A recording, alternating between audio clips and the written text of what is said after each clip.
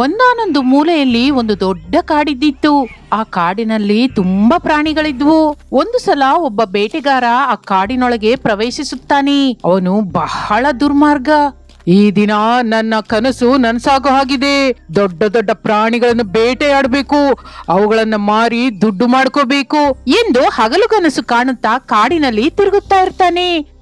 ಅದೇ ಸಮಯದಲ್ಲಿ ಒಂದು ಪೊದೆಯಿಂದ ಒಂದು ದೊಡ್ಡ ಹುಲಿ ಬೇಟೆಗಾರನ ಮೇಲೆ ಬೀಳುತ್ತದೆ. ಅದರಿಂದ ಬೇಟೆಗಾರ ಬಹಳ ಭಯಬಿದ್ದು ಹೋಗ್ತಾನೆ. ನಿಲ್ಲಲಾರದೆ ನಡುಗುತ್ತಾ ಇರ್ತಾನೆ. ಕ್ಷಣದಲ್ಲಿ ಬೇಟೆಗಾರ ಎಚ್ಚೆತ್ತುಕೊಂಡು ಹುಲಿಯ ಏಟಿನಿಂದ ತಪ್ಪಿಸಿಕೊಂಡು ಹತ್ತಿರದಲ್ಲೇ ಇರುವ ಒಂದು ಮರವನ್ನು ಗಬಗಬಾ ಹತ್ತುತ್ತಾನೆ. ಬೇಟೆಗಾರ ಮರ ಹತ್ತಿದ ಮೇಲೆ ಅಲ್ಲಿ ಒಂದು ಕರಡಿ ಇರುವುದು ಕಾಣಿಸುತ್ತದೆ.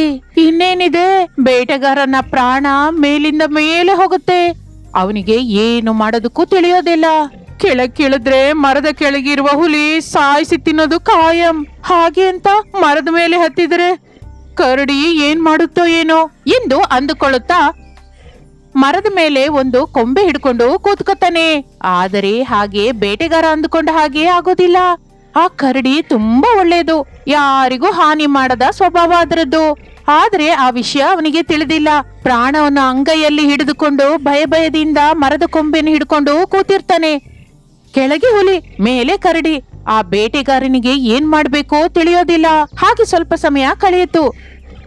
ಆಗ ಮರದ ಕೆಳಗೆ ಟಿಕಾಣಿ ಹಾಕಿಕೊಂಡ ಹುಲಿ, ಅಳಿಯಂದ್ರೆ, ಆ ಮರದ ಮೇಲಿರುವ ಮನುಷ್ಯನನ್ನು ನಾನೆಷ್ಟೋ ಶ್ರಮಪಟ್ಟು ಓಡಿಸಿಕೊಂಡು ಇಷ್ಟು ದೂರಕ್ಕೆ ಕರ್ಕೊಂಡ್ ಬಂದಿದ್ದೀನಿ. ನೀನು ಆ ಮನುಷ್ಯನ ಕೆಳಗೆ ದುಡಿದ್ರೆ ಅವನನ್ನ ಸಾಯಿಸಿ ತಿಂದು ನಾನು ಹೊಟ್ಟೆ ತುಂಬಾ ತಿನ್ಕೊಂಡು ಹೋಗ್ತೀನಿ ಎಂದಿತ್ತು ಹುಲಿ. ಆಗ ಆ ಸಾಧು ಸ್ವಭಾವದ ಕರಡಿ, ಹುಲಿ ಮಾವ, ಈ ವೃಕ್ಷ ನನ್ನ ನಿವಾಸ. ಇದನ್ನು ಆಶ್ರಯಿಸಿದ ಈ ಬೇಟೆಗಾರ ಈಗ ನನಗೆ ಅತಿಥಿ. ಅವನನ್ನು ರಕ್ಷಿಸುವುದು ನನ್ನ ಕರ್ತವ್ಯ.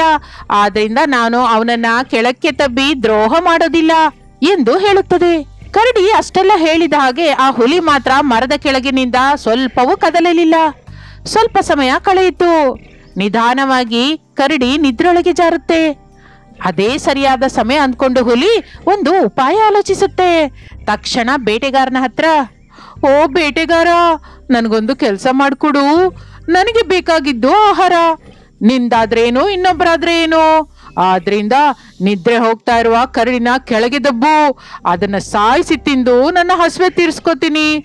ನಿನ್ನನ್ನ ಬಿಟ್ಟು ಹೊರಟು ಹೋಗ್ತೀನಿ ಅನ್ನುತ್ತದೆ. ದುರ್ಮಾರ್ಗನಾದ ಸ್ವಾರ್ಥಪರನಾದ ಬೇಟೆಗಾರ ತನ್ನನ್ನು ತಾನು ಹುಲಿಯಿಂದ ತಪ್ಪಿಸ್ಕೊಳ್ಳೋದಿಕ್ಕೆ ಇದೇ ಸರಿಯಾದ ಮಾರ್ಗ ಅಂದ್ಕೋತಾನೆ. ನಿದ್ರಿಸುತ್ತಿರುವ ಕರಡಿಯನ್ನು ತನ್ನ ಬಲವನ್ನೆಲ್ಲ ಉಪಯೋಗಿಸಿ ಕೆಳಗೆ ದಬ್ಬುತ್ತಾನೆ. ಕರಡಿ ಕೆಳಗೆ ಬೀಳುತ್ತಾ ಇದ್ದರೆ ಅದೃಷ್ಟವಶಾತ್ ಅದರಿಗೆ ಮರದ ಕೊಂಬೆಯೊಂದು ಕೈಗೆ ಸಿಕ್ಕುತ್ತೆ. ಕರಡಿಯ ಒಳ್ಳೆಯತನವೇ ಅದರ ಪ್ರಾಣವನ್ನು ಕಾಪಾಡುತ್ತದೆ. ಆ ಕೊಂಬೆಯ ಆಧಾರದಿಂದ ಕರಡಿ ನಿಧಾನವಾಗಿ ಮರದ ಮೇಲಕ್ಕೆ ಹತ್ತುತ್ತದೆ. ಅದನ್ನು ಗಮನಿಸಿದ ಹುಲಿ, ಹೋ ಅಳಿಯಂದ್ರೆ, ನೋಡಿದ್ರಾ ಈ ಮನುಷ್ಯ ಎಷ್ಟೆಲ್ಲ ಕೃತಜ್ಞ, ಎಷ್ಟು ದುರ್ಮಾರ್ಗನೋ. ನೀನು ಮಾಡಿದ ಉಪಕಾರವನ್ನು ಆಗಿಂದಾಗಲೇ ಮರೆತು ಹೋಗಿದ್ದಾನೆ. ರಕ್ಷಿಸಿದ್ಯಾ ಅನ್ನುವ ವಿಷಯನ್ನು ಕೂಡ ಮರೆತು ಆ ಬೇಟೆಗಾರ ನಿನಗೆ ಅಪಕಾರ ಮಾಡಲಿಕ್ಕೆ ಹೋಗಿದ್ದಾನೆ. ಅಂತವನನ್ನ ನೀನಿನ್ನು ಉಪೇಕ್ಷೆ ಮಾಡಬೇಡ. ತಕ್ಷಣ ಅವನನ್ನ ಕೆಳಗೆ ದಬ್ಬು. ಅವನಿಗೆ ನನ್ನ ಕೈಯಲ್ಲಿ ಸರಿಯಾದ ಶಾಸ್ತಿ ಆಗತ್ತೆ ಎಂದು ಹೇಳಿತು ಆ ದೊಡ್ಡ ಹುಲಿ. ಆಗ ಉದಾತ್ತ ಸ್ವಭಾವವಿರುವ ಆ ಕರಡಿ, ಹುಲಿ ಮಾವ, ನೀನ್ ಹೇಳಿದ್ದು ನಿಜಾನೇ ಇರ್ಬೋದು. ಆದರೆ ಯಾರ ಸ್ವಭಾವ ಅವರದ್ದು. ಅಪಕಾರ ಮಾಡುವುದು ಮನುಷ್ಯನ ಸ್ವಭಾವ. ಆದರೆ ಎಂತವರಿಗಾದರೂ ಉಪಕಾರ ಮಾಡುವುದು ನನ್ನ ಸ್ವಭಾವ. ನನ್ನ ಸ್ವಭಾವದ ಅನುಸಾರವಾಗಿ ನಾನು ಪ್ರವರ್ತಿಸಿದೆ. ಇನ್ನು ಮೇಲಿಂದ ಹಾಗೆ ಪ್ರವರ್ತಿಸ್ತೀನಿ. ಯಾರ ಪಾಪಕ್ಕೆ ಅವರೇ ಹೋಗ್ತಾರೆ. ನಾನು ಮಾಡಿಕೊಂಡ ಪುಣ್ಯ ನನ್ನ ಹತ್ರನೇ ಇರುತ್ತೆ. ಅದೇ ನನ್ನನ್ನು ಅಪಾಯದಿಂದ ಕಾಪಾಡುತ್ತದೆ. ಆದ್ರಿಂದ ನಾನು ಆ ಮರದಿಂದ ಬೇಟೆಗಾರನನ್ನು ಕೆಳಕ್ಕೆ ದಬ್ಬೋದಿಲ್ಲ. ಇನ್ನು ನಿನ್ನ ಪ್ರಯತ್ನ ಇಷ್ಟಲ್ಲೇ ನಿಲ್ಲಿಸ್ಬಿಟ್ಟು ಇಲ್ಲಿಂದ ಹೊರಟು ಹೋಗು ಎಂದು ಹೇಳುತ್ತದೆ. ಕರಡಿಯ ಮಾತನ್ನು ಕೇಳಿದ ಹುಲಿ ನಿರಾಶೆಯಿಂದ ಅಲ್ಲಿಂದ ಹೊರಟು ಹೋಗುತ್ತೆ. ನಂತರ ಬೇಟೆಗಾರ ತನ್ನ ನಡವಳಿಕೆಗೆ ತಾನೇ ನಾಚಿಕೆ ಪಡುತ್ತಾ ಕರಡಿಗೆ ನಮಸ್ಕರಿಸಿ ಅಲ್ಲಿಂದ ಹೊರಟು ಹೋಗುತ್ತಾನೆ. ಒಂದು ನದಿಯ ಆ ಕಡೆ ದಟ್ಟವಾದ ಅಡವಿ ಇತ್ತು. ನದಿಯ ಈ ಕಡೆ ಒಂದು ಹಳ್ಳಿ ಇತ್ತು. ನದಿಯ ಆ ಕಡೆ ಇರುವ ಆ ದಟ್ಟವಾದ ಅಡವಿಯಲ್ಲಿ ಕೋತಿ, ಮೊಲ, ಹುಲಿ, ಜಿಂಕೆ ಜೊತೆಗೆ ಸಿಂಹನೂ ಇತ್ತು. ಆ ಅಡವಿಗೆ ರಾಜನಾಗಿದ್ದು ಚೆನ್ನಾಗಿ ನೋಡ್ಕೊಂಡಿದ್ದು ಒಂದು ಸಿಂಹರಾಜ. ಆದ್ರೆ ಆ ಸಿಂಹರಾಜಕ್ಕೆ ಇವಾಗ ತುಂಬಾನೇ ವಯಸ್ಸಾಗ್ತಾ ಹೋಗ್ತಿತ್ತು. ಒಂದಿನ ಆ ವಯಸ್ಸಾಗಿರುವ ಸಿಂಹರಾಜ ಅದರ ಗುಹೆಯಲ್ಲಿ ಮಲಗಿ ನಿದ್ದೆ ಮಾಡ್ತಾ ಇದ್ದ ಸಮಯದಲ್ಲಿ ಅದರ ಅಳಿಯಂದ್ರಾದ ಪುಂಬ ತುಂಬ ಇಬ್ರು ಸಿಂಹರಾಜನ ಗುಹೆಯ ಹತ್ರ ಬಂದ್ರು. ಆವಾಗ ತುಂಬ ಹೊರಗಡೆ ನಿಂತ್ಕೊಂಡು ಯಾರಾದ್ರೂ ಬರ್ತಾ ಇದ್ದಾರಾ ಏನೋ ಅಂತ ಆ ಗುಹೆಗೆ ಕಾವಲು ಕಾಯ್ತಾ ಇದ್ದ. ಈ ಕಡೆ ಪುಂಬ ಸಿಂಹರಾಜನ ಕಿರೀಟವನ್ನು ಕದಿಯುವ ಪ್ರಯತ್ನ ಮಾಡ್ತಾ ಇದ್ದ. ಹಾಗೆ ಇಬ್ರು ಅಳಿಯಂದರು ಸಿಂಹರಾಜನ ಕಿರೀಟವನ್ನ ಕಳ್ತನ ಮಾಡಕ್ಕೆ ಪ್ರಯತ್ನ ಪಡ್ತಾ ಇದ್ದಾಗ ಸಿಂಹರಾಜನಿಗೆ ಎಚ್ಚರವಾಗಿ ಎದ್ದು ನಿಂತ್ಕೊಳ್ತು. ಆವಾಗ ಸಿಂಹರಾಜನನ್ನು ನೋಡಿ ಪುಂಬ ತುಂಬಾನೇ ಹೆದ್ರಿ ಈ ರೀತಿ ಹೇಳ್ದ, ಮಾವ ಮಾವ ನೀವು ಇನ್ನೂ ನಿದ್ರೆ ಮಾಡಿಲ್ವಾ? ನಾನಿನ್ನೂ ನಿದ್ರೆ ಮಾಡಿಲ್ಲ ಪುಂಬ, ಆದ್ರೆ ನೀನು ನಿನ್ ತಮ್ಮ ಈ ಸಮಯದಲ್ಲಿ ನನ್ನ ಗುಹೆಯಲ್ಲಿ ಏನ್ ಮಾಡ್ತಾ ಇದ್ದೀರಾ? ಏನಿಲ್ಲ ಮಾವ, ನಿಮಗೆ ಹುಷಾರಿಲ್ಲ, ತುಂಬಾ ವಯಸ್ಸಾಗಿದೆ, ಬೇಟೆ ಏನಾದ್ರೂ ಮಾಡಿ ಆಹಾರ ತಗೊಂಡು ಬಂದಿದ್ದೀರಾ ಇಲ್ವಾ ಅಂತ ತಿಳ್ಕೊಳ್ಳೋದಕ್ಕೋಸ್ಕರ ಬಂದೆ. ಹೌದಾ? ಹಾಗಿರುವಾಗ ನನ್ನ ತಲೆಯಲ್ಲಿರೋ ಕಿರೀಟನ ಯಾಕೆ ತೆಗಿಕ್ ನೋಡ್ದೆ? ಅಂದ್ರೆ ಮಾವ, ನೀವು ನಿದ್ದೆ ಮಾಡ್ತಿದ್ರಿ, ಪಾಪ ಆ ಕಿರೀಟ ಮಲ್ಗೋ ಸಮಯದಲ್ಲಿ ಎಲ್ಲಿ ನಿಮ್ಮನ್ನ ಚುಚ್ಚಿಬಿಡ್ತೋ ಏನೋ ಅಂತ ಅದನ್ನ ತೆಗಿಕ್ಕೆ ನೋಡ್ದೆ. ಇಷ್ಟು ವರ್ಷ ನನಗೆ ಚುಚ್ಚದೇ ಇರುವ ಈ ಕಿರೀಟ ಇವಾಗ ನನ್ನನ್ನ ಚುಚ್ಚುತ್ತಾ? ಅದು ಅಲ್ಲದೆ ಸೋಮಾರಿಗಳಾಗಿರೋ ನೀವಿಬ್ರು ಇವತ್ತು ಇಲ್ಲಿ ತನಕ ಯಾಕೆ ಬಂದಿದ್ದೀರಾ? ಹಾಗಂತ ಸಿಂಹರಾಜ ಕೇಳಿದಾಗ ತುಂಬಾ ಅಲ್ಲಿಗೆ ಬಂದು, ಏನ್ ಮಾವ ನೀವು ಯಾವಾಗ ನಮ್ಮನ್ನ ನೋಡಿದ್ರು ಸೋಮಾರಿಗಳು ಸೋಮಾರಿಗಳು ಅಂತಾನೆ ಹೇಳ್ತಾ ಇದ್ದೀರಾ? ಹೌದು ಅಳಿಯಂದ್ರೆ, ನಿಮ್ಮಿಬ್ಬರನ್ನ ಸೋಮಾರಿಗಳಂತ ಮಾತ್ರ ಹೇಳ್ಬಾರ್ದು. ಇವಾಗ ನೀವು ಕದಿಯೋಕ್ಕೂ ಶುರು ಮಾಡಿದ್ದೀರಾ ಅಲ್ವಾ? ಯಾಕೆ ಮಾವ ನಿಮಗೆ ಈ ಅಧಿಕಾರದಲ್ಲಿ ಅಷ್ಟೊಂದು ಆಸೆ? ನಿಮಗೆ ಹೇಗೂ ವಯಸ್ಸಾಗ್ತಾ ಇದೆ, ನಾವು ನಿಮ್ಮ ವಂಶದವರು, ಹೇಗೂ ನಾವೇ ಮುಂದೆ ರಾಜರಾಗೋದು. ಅದಕ್ಕೆ ಬದಲು ಇವಾಗಲೇ ಆ ಕಿರೀಟನ ನಮ್ಮ ಹತ್ರ ಕೊಟ್ಬಿಡ್ಬೋದಲ್ವಾ? ರಾಜ ಅನ್ನುವ ಸ್ಥಾನನ ವಾರಸುದಾರನಿಗೆ ಕೊಡಕ್ಕಾಗಲ್ಲ. ಯಾರು ಬಲಶಾಲಿ ಯಾರು ಬುದ್ಧಿಶಾಲಿನೋ ಅವರಿಗೆ ಕೊಡೋದು. ರಾಜನಾಗುವ ಆ ಅರ್ಹತೆ ನಿಮ್ಮಿಬ್ರಿಗೂ ಇಲ್ಲ ಅಂತ ನನಗೆ ಅನಿಸ್ತಾ ಇದೆ. ಆದ್ರಿಂದ ಈ ಪದವಿನೋ ನಿಮ್ಗಿಲ್ಲ, ಈ ರಾಜನ ಕಿರೀಟನೋ ನಿಮಗೆ ಕೊಡಕ್ಕಾಗಲ್ಲ. ಹಾಗೆ ಹೇಳಿದ್ರೆ ಹೇಗೆ ಮಾವ? ನಮ್ಮಿಬ್ರಲ್ಲಿ ಯಾರು ಬುದ್ಧಿವಂತರು ಬಲಶಾಲಿ ಅಂತ ನೀವು ಪರೀಕ್ಷೆ ಇಟ್ಟು ನೋಡ್ಬೋದಲ್ವಾ? ಓಹೋ ಹೌದಾ, ಸರಿ, ಹಾಗಾದ್ರೆ ನಾನು ನಿಮ್ಮಿಬ್ರ ಮಧ್ಯದಲ್ಲಿ ಒಂದು ಪಂದ್ಯ ಇಡ್ತೀನಿ. ಮಹಾರಾಜನಾಗವನು ಅವನಿಗೆ ದೇಹಕ್ಕೆ ಬಲ ಇದ್ರೆ ಸಾಕಾಗಲ್ಲ, ಬುದ್ಧಿಗೂ ಬಲ ಇರಬೇಕು. ನಾನು ಇವಾಗ ಇಡುವ ಈ ಪಂದ್ಯದಲ್ಲಿ ಯಾರು ಗೆಲ್ತಾರೋ ಅವರೇ ಈ ಅಡವಿಯ ಮಹಾರಾಜ, ಅವರಿಗೆ ನನ್ನ ಕಿರೀಟ ಸ್ವಂತ. ಹಾಗಂತ ಸಿಂಹರಾಜ ಹೇಳಿದಾಗ ಪುಂಬ ತುಂಬ ಇಬ್ರು ಸರಿ ಅಂತ ಒಪ್ಕೊಂಡು ಏನ್ ಪಂದ್ಯ ಹೇಳಿ ಅಂತ ಹೇಳಿದ್ರು. ಆವಾಗ ಸಿಂಹರಾಜ ಹೇಳಿತು, ನಾನು ಮನುಷ್ಯನ ಮಾಂಸ ತಿಂದು ಹಲವಾರು ವರ್ಷಗಳಾಯಿತು. ನದಿಯನ್ನು ದಾಟಿದ್ರೆ ಒಂದು ಹಳ್ಳಿ ಇದೆ ಅಲ್ವಾ, ಅಲ್ಲಿರುವ ಯಾವನಾದ್ರೂ ಒಬ್ಬ ಮನುಷ್ಯನ ನೀವು ನಮ್ಮ ಅಡವಿಗೆ ಕರ್ಕೊಂಡು ಬಂದು ಅವನನ್ನ ಕೊಂದು ಅವನ ಮಾಂಸನ ನನಗೆ ತಿನ್ನಕ್ಕೆ ಕೊಟ್ರೆ ಅವರೇ ಪಂದ್ಯದಲ್ಲಿ ಗೆದ್ದವರು. ಅವರನ್ನ ಈ ಅಡವಿಗೆ ನಾನು ಮಹಾರಾಜನಾಗಿ ಮಾಡ್ತೀನಿ, ಹಾಗೆ ನನ್ನ ಕಿರೀಟವನ್ನ ಅವರಿಗೆ ಕೊಡ್ತೀನಿ. ಹಾಗಂತ ಸಿಂಹರಾಜ ಹೇಳಿದಾಗ ಪಂದ್ಯದಲ್ಲಿ ಗೆಲ್ಲೋದಕ್ಕೋಸ್ಕರ ಮೊದಲು ಪುಂಬ ನದಿ ತೀರಕ್ಕೆ ಬಂದ.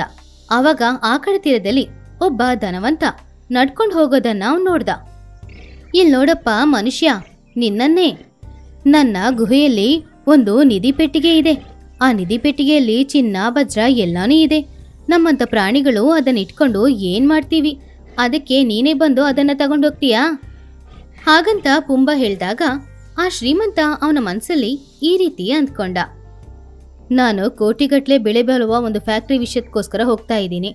ಆದರೆ ಈ ಸಿಂಹ ಅದರ ಗುಹೆಗೆ ಕರಿತಾ ಇದೆ. ಇವಾಗ ನಾನು ಸಮಯವೃದ್ಧ ಮಾಡ್ಕೊಂಡು ಅಲ್ಲಿಗೆ ಹೋದ್ರೆ ಆ ನಿಧಿ ನನಗೆ ಸ್ವಂತ ಆಗುತ್ತಾ? ಒಂದ್ ವೇಳೆ ಅಲ್ಲಿ ನಿಧಿ ಇಲ್ಲ ಅಂದ್ರೆ ಏನ್ ಮಾಡೋದು? ಬೇಡ, ನಾನು ನನ್ನ ಕೆಲಸನ ನನ್ನ ಪಾಡಿಗೆ ನೋಡ್ಕೋತೀನಿ. ಹಾಗಂತ ಆ ಶ್ರೀಮಂತ ಅವನ ಮನ್ಸಲ್ಲೇ ಮಾತಾಡ್ಕೊಂಡು ನಿಧಿನೂ ಬೇಡ ಏನು ಬೇಡ ಅಂತ ಅಲ್ಲಿಂದ ವಾಪಸ್ ಹೋದ. ಆದ್ರಿಂದ ಪಂದ್ಯದಲ್ಲಿ ಸೋತ್ ಹೋದ ಪುಂಬ ಸಿಂಹ ತುಂಬಾ ನಿರಾಶೆಯಿಂದ ಅಲ್ಲಿಂದ ವಾಪಸ್ ಬಂತು. ಆವಾಗ ತುಂಬಾ ಆ ನದಿ ತೀರಕ್ಕೆ ಬಂದ. ಆ ಕಡೆ ತೀರದಲ್ಲಿ ಒಬ್ಬ ತುಂಬಾ ಬಡವ ನಡ್ಕೊಂಡು ಹೋಗ್ತಾ ಇರೋದನ್ನ ನೋಡ್ದ. ಹೇ ಮನುಷ್ಯ, ಇಲ್ಲಿ ನೋಡು, ನಾನೇ ಕರಿತಾ ಇರೋದು. ನನ್ನ ಗುಹೆಯೊಳಗಡೆ ಒಂದು ಚಿನ್ನದ ನಿಧಿ ಇದೆ, ಅದರಲ್ಲಿ ವಜ್ರಗಳು ಕೂಡ ಇದೆ. ನಮ್ಮಂತ ಪ್ರಾಣಿಗಳು ಅದನ್ನ ಇಟ್ಕೊಂಡು ಏನ್ ಮಾಡ್ತೀವಿ ಹೇಳು? ಅದನ್ನ ನೀನಾದ್ರೂ ಬಂದು ತಗೊಂಡೋದ್ರೆ ನಿನಗೆ ಉಪಯೋಗ ಆಗುತ್ತೆ. ಬಾ, ನನ್ನ ಗುಹೆಯಲ್ಲಿರೋ ಪೆಟ್ಟಿಗೆನ ನಾನ್ ಕೊಡ್ತೀನಿ. ಹಾಗಂತ ಹೇಳಿತ್ತು ತುಂಬಾ. ಆವಾಗ ಆ ಬಡವ ಅವನ್ ಮನ್ಸಲ್ಲಿ ಈ ರೀತಿ ಅಂದ್ಕೊಂಡ, ಇವಾಗ ನಾನು ಕೆಲ್ಸಕ್ಕೋದ್ರೆ ನನ್ನ ಯಜಮಾನ ಸಂಜೆ ಕೆಲಸ ಮುಗಿದ್ಮೇಲೆ ನನಗೆ ಕೂಲಿ ಹಣನೂ ಕೊಡ್ತಾನೆ, ಹಾಗೇನೆ ಹೊಟ್ಟೆ ತುಂಬಾ ಊಟನೂ ಹಾಕ್ತಾನೆ. ಇವಾಗ ನಾನು ಅಡವಿಗೆ ಹೋದ್ರೆ ಆ ನಿಧಿನ ನನ್ನ ಸ್ವಂತ ಮಾಡ್ಕೊಳ್ಬೋದು. ಆದ್ರೆ ಆ ನಿಧಿನ ಹೇಗ್ ನಾನು ಮಾರೋದು, ಅದ್ರ ಮೂಲಕ ಹೇಗ್ ಹಣ ಸಂಪಾದನೆ ಮಾಡೋದು?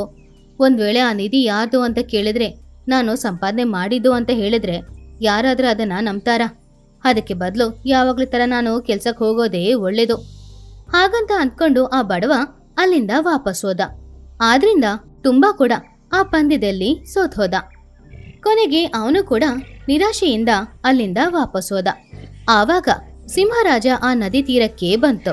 ಸಿಂಹರಾಜ ಅದರ ತಲೆಯಲ್ಲಿದ್ದ ಕಿರೀಟನ ಅದರ ಕೈಯಲ್ಲಿ ಹಿಡ್ಕೊಂಡು ಆ ಕಡೆ ಯಾರಾದ್ರೂ ಬರ್ತಾ ಇದ್ದಾರ ಮನುಷ್ಯರು ಅಂತ ನೋಡ್ತಾ ಇತ್ತು. ಆವಾಗ ಆ ತೀರದಲ್ಲಿ ಒಬ್ಬ ಶ್ರೀಮಂತ ನಡ್ಕೊಂಡು ಬರ್ತಾ ಇದ್ದ. ಆದ್ರೆ ಸಿಂಹರಾಜ ಆ ಶ್ರೀಮಂತನನ್ನು ಕರೀಲೇ ಇಲ್ಲ. ಸ್ವಲ್ಪ ಸಮಯದ ನಂತರ ಆ ಬಡವನು ಆ ಕಡೆ ನಡ್ಕೊಂಡು ಬಂದ. ಆದ್ರೆ ಈ ಸಲನೂ ಸಿಂಹರಾಜ ಆ ಬಡವನನ್ನು ಕೂಡ ಕರೀಲೇ ಇಲ್ಲ. ಸ್ವಲ್ಪ ಸಮಯದ ನಂತರ ಮಧ್ಯ ತರಗತಿಯವನು ಆ ಕಡೆ ಬರ್ತಾ ಇದ್ದ. ಆವಾಗ ಸಿಂಹರಾಜ ಅವನನ್ನ ನೋಡಿ, ಇಲ್ ನೋಡಪ್ಪ ಮನುಷ್ಯ, ನಿನ್ನನ್ನೇ ಕರೆದಿದ್ದು. ಇಲ್ ನೋಡು, ನನ್ ಗುಹೆಯಲ್ಲಿ ಒಂದು ನಿಧಿ ಪೆಟ್ಟಿಗೆ ಇದೆ. ಅದರಲ್ಲಿ ಚಿನ್ನ, ಬೆಳ್ಳಿ, ವಜ್ರ, ವೈಡೂರ್ಯ, ರತ್ನಗಳು ಈ ರೀತಿ ತುಂಬಾನು ಇದೆ.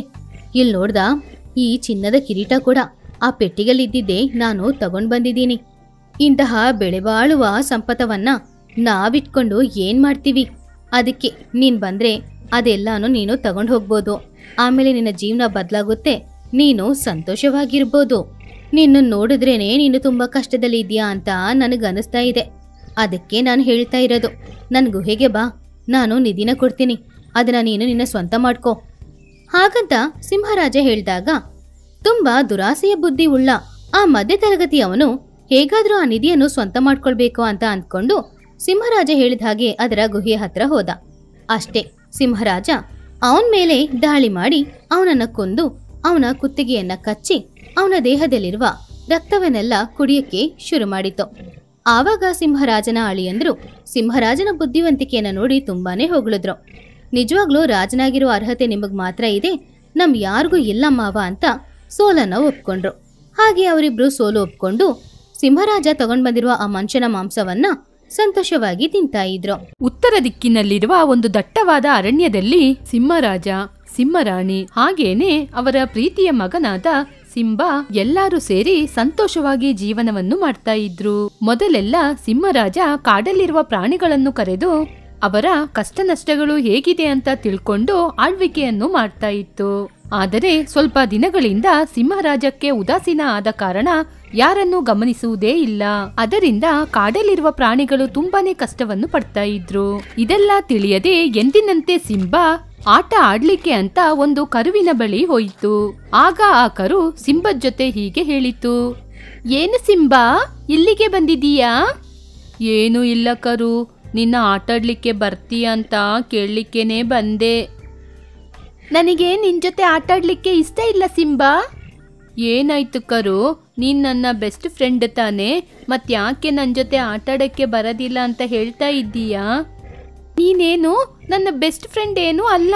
ನಿಮ್ಮ ತಂದೆಯಿಂದ ನಾನು ನಮ್ಮ ತಾಯಿ ಎಷ್ಟು ಕಷ್ಟಪಡ್ತಿದ್ದೀವಿ ಅಂತ ಗೊತ್ತಾ? ಏನು, ನಮ್ಮ ತಂದೆಯಿಂದ ನೀವು ಕಷ್ಟಪಡ್ತಿದ್ದೀರಾ? ಹೌದು, ಕಾಡಲ್ಲಿರುವ ಪ್ರಾಣಿಗಳನ್ನು ನೋಡ್ಕೋಬೇಕಾಗಿರುವ ನಿಮ್ಮ ತಂದೆ ಗುಹೆಯಲ್ಲಿ ಮಲ್ಕೊಂಡು ಚೆನ್ನಾಗಿ ನಿದ್ರೆ ಮಾಡ್ತಿದ್ದಾರೆ. ಅದರಿಂದ ಕಾಡಿನಲ್ಲಿ ತೋಳಗಳ ತೊಂದರೆ ಜಾಸ್ತಿ ಆಗಿದೆ. ನಾನು ನಮ್ಮ ತಾಯಿ ತೋಳಗಳನ್ನ ನೋಡಿ ಹೆದರಿ ಹೋಗಿ ಹುಲ್ಲು ಮೇಯಕ್ಕೆ ಕೂಡ ಹೋಗ್ತಾನೆ ಇಲ್ಲ. ಹೀಗೆ ಕರು ಅದರ ಕಷ್ಟವನ್ನು ಸಿಂಬಾ ಜೊತೆ ಹೇಳಿ ಗುಹೆಯೊಳಗೆ ಹೋಯಿತು.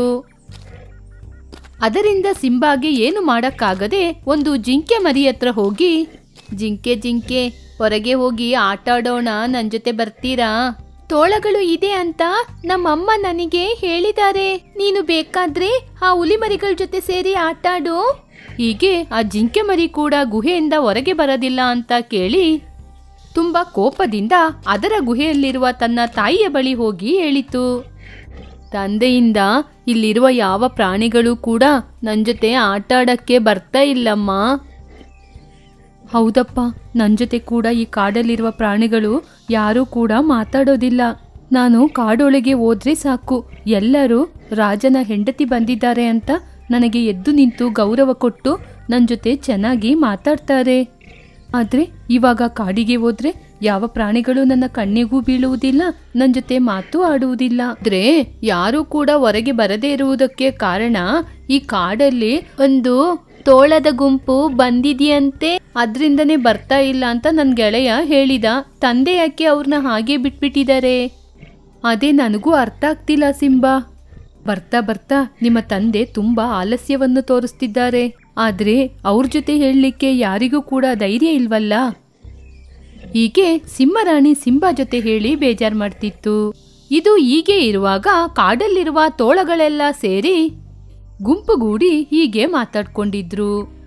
ಇಲ್ಲಿ ನೋಡಿ ತೋಳಗಳೇ, ಉತ್ತರ ದಿಕ್ಕಿನಲ್ಲಿರುವ ಸಿಂಹರಾಜ ಗುಹೆಯಿಂದ ಹೊರಗೆ ಬರ್ತಾ ಇಲ್ಲ ಅನ್ನುವ ವಿಷಯ ನನಗೂ ಕೂಡ ತಿಳಿದಿದೆ.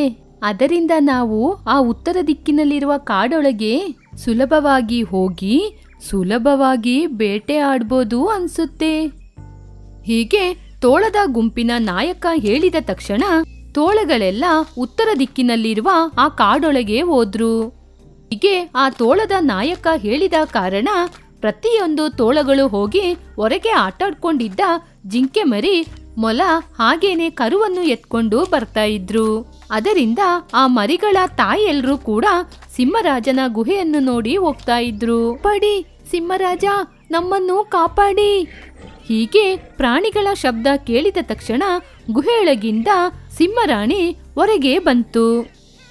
ಆಗ ಅವರೆಲ್ಲರೂ ಹೀಗೆ ಹೇಳಿದ್ರು, ಅಮ್ಮ ಸಿಂಹರಾಣಿ, ಆ ತೋಳದ ಗುಂಪು ಬಂದು ನಮ್ಮ ಮಕ್ಕಳನ್ನು ಎತ್ತಿಕೊಂಡೋದ್ರು. ದಯವಿಟ್ಟು ಈ ವಿಷಯವನ್ನು ಸಿಂಹರಾಜ ಜೊತೆ ಹೇಳಿ ನಮ್ಮ ಮಕ್ಕಳನ್ನು ಕಾಪಾಡಿ ಕರ್ಕೊಬರ್ಲಿಕ್ಕೆ ಹೇಳಿ. ಹೀಗೆ ಕಾಡಿನ ಪ್ರಾಣಿಗಳೆಲ್ಲ ಕೇಳಿದ ತಕ್ಷಣ ಸಿಂಹರಾಣಿ ಅವರಿಗೆ ಸಹಾಯ ಮಾಡ್ಲಿಕ್ಕೆಂದು ಗುಹೆಯೊಳಗಿರುವ ಸಿಂಹರಾಜನ ಪಕ್ಕದಲ್ಲಿ ಹೋಯಿತು. ಆದರೆ ಆ ಸಮಯದಲ್ಲಿ ಸಿಂಹರಾಜ ಗಾಢವಾಗಿ ನಿದ್ರೆ ಮಾಡ್ಕೊಂಡಿತ್ತು. ಎಲ್ಲಿ ಎಬ್ಬಿಸಿದರೆ ಅವರು ಬೈತಾರೆ ಅಂತ ಸಿಂಹರಾಣಿ ಹೊರಗಡೆ ಬಂದು ಸಿಂಹರಾಜ ಗುಹೆಯೊಳಗೆ ಇಲ್ಲ ಅಂತ ಸುಳ್ಳನ್ನು ಹೇಳಿತು. ತಂದೆ ತಾಯಿಯ ನಾಟಕವನ್ನು ನೋಡಿ ಸಿಂಬಾಗೆ ತುಂಬಾನೇ ಕೋಪ ಬಂತು. ತನ್ನ ಗೆಳೆಯರಾದ ಜಿಂಕೆ, ಮೊಲ, ಕರುವನ್ನು ಕಾಪಾಡ್ಬೇಕು ಅಂತ ಆ ಮಕ್ಕಳ ತಂದೆ ತಾಯಿ ಬಳಿ ಹೋಗಿ ನನ್ನ ಕೂಡ ತೋಳಗಳು ಎತ್ಕೊಂಡೋಯ್ತು ಅಂತ ನಮ್ಮ ತಂದೆ ತಾಯಿ ಬಳಿ ಹೇಳಿ ಅಂತ ಹೇಳಿ ಕಳಿಸಿತು. ಅವರೆಲ್ಲರೂ ಪುನಃ ರಾಜ ಗುಹೆ ಬಳಿ ಹೋದ್ರು. ಸಿಂಹರಾಣಿ, ಈ ಸಲ ನಮ್ಮ ಸಿಂಬಾನ ಕೂಡ ತೋಳಗಳು ಎತ್ಕೊಂಡೋಯ್ತು ಹಾಗೆ ಅಂತ ಹೇಳಿದ ತಕ್ಷಣ ಸಿಂಹರಾಣಿ ಅಳುತ್ತಾನೆ ತನ್ನ ಗಂಡನಾದ ರಾಜನ ಬಳಿ ಹೋಗಿ ಹೇಳಿ ಎಬ್ಬಿಸಿತು. ಅದನ್ನು ಕೇಳಿದ ತಕ್ಷಣ ಸಿಂಹರಾಜನಿಗೆ ಕೋಪ ಬಂದು ತನ್ನ ಗುಹೆಯಿಂದ ಹೊರಗೆ ಬಂದು ತೋಳಗಳ ಬಳಿ ಓಡಿತು. ಹೋಗಿ ಅದರ ಶಕ್ತಿಯಿಂದ ಎಲ್ಲ ತೋಳಗಳನ್ನು ನಾಶ ಮಾಡಿ ಅಲ್ಲಿ ಸಿಕ್ಕಾಕೊಂಡಿದ್ದ ಎಲ್ಲ ಪ್ರಾಣಿಗಳನ್ನು ಕಾಪಾಡಿ ತನ್ನ ಜೊತೆಗೆ ಕರ್ಕೊಂಡ್ಬಂತು. ತೋಳದಿಂದ ತಪ್ಪಿಸಿಕೊಂಡ ಈ ಪ್ರಾಣಿಗಳು ತುಂಬಾನೇ ಸಂತೋಷ ಪಟ್ಟವು. ರಾಜನಿಗೆ ಧನ್ಯವಾದಗಳನ್ನು ಹೇಳಿದ್ರು. ಆಗ ಸಿಂಹರಾಜ ಹೀಗೆ ಕೇಳಿತು, ನನ್ನ ಮಗ ಸಿಂಬಾ ಎಲ್ಲಿ? ನೀವು ಅವನನ್ನು ನೋಡಿಲ್ವಾ? ಹೀಗೆ ಸಿಂಹರಾಜ ಕೇಳಿದ ತಕ್ಷಣ ಪ್ರಾಣಿಗಳೆಲ್ಲ ಹೀಗೆ ಹೇಳಿತು, ರಾಜ, ನಮ್ಮನ್ನು ಕ್ಷಮಿಸಿ. ನಿಜವಾಗ್ಲೂ ಸಿಂಬನನ್ನು ತೋಳಗಳು ಎತ್ಕೊಂಡೋಗಿಲ್ಲ. ನಿಮ್ಮನ್ನು ಗುಹೆಯಿಂದ ಬರಿಸುವುದಕ್ಕೋಸ್ಕರ ನಮ್ಮನ್ನು ನಿಮ್ಮ ಜೊತೆ ಸುಳ್ಳು ಹೇಳಲಿಕ್ಕೆ ಹೇಳಿದ್ರು. ಹಾಗೇನಾ?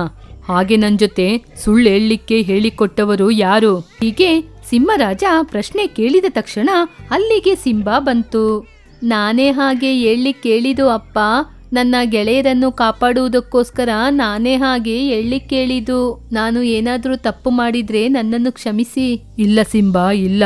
ನಿನ್ನಿಂದಾನೇ ಇವತ್ತು ನನಗೆ ಈ ಕಾಡಿಗೆ ನಾನೇ ರಾಜ ಅನ್ನುವುದು ನೆನಪಾಯಿತು. ಅದು ಮಾತ್ರ ಅಲ್ಲ, ಒಂದು ನಿಮಿಷ ನನ್ನ ಮಗ ಇಲ್ಲ ಅಂತ ನನಗೆ ಗೊತ್ತಾದ ತಕ್ಷಣ ನಾನು ಎಷ್ಟು ಕಷ್ಟಪಟ್ಟೆ ಅಂತ ನನಗೆ ಮಾತ್ರ ಗೊತ್ತು. ಆದರೆ ಅದೇ ರೀತಿ ಕಷ್ಟವನ್ನು ಎಷ್ಟೋ ದಿನಗಳಿಂದ ನನ್ನ ಆಲಸ್ಯದಿಂದ ಈ ಪ್ರಾಣಿಗಳು ಅನುಭವಿಸುತ್ತಿದ್ದಾರೆ.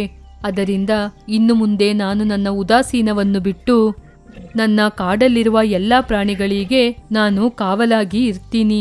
ಹೀಗೆ ಸಿಂಹರಾಜ ಅಂದಿನಿಂದ ಅವನ ಆಲಸ್ಯವನ್ನು ಬಿಟ್ಟ ಕಾರಣ ಅಲ್ಲಿರುವ ಎಲ್ಲ ಪ್ರಾಣಿಗಳ ಮರಿಗಳು ಗುಹೆಯಿಂದ ಹೊರಗೆ ಬಂದು ಧೈರ್ಯದಿಂದ ಸಿಂಬಾ ಜೊತೆ ಆಟಾಡಿದ್ರು.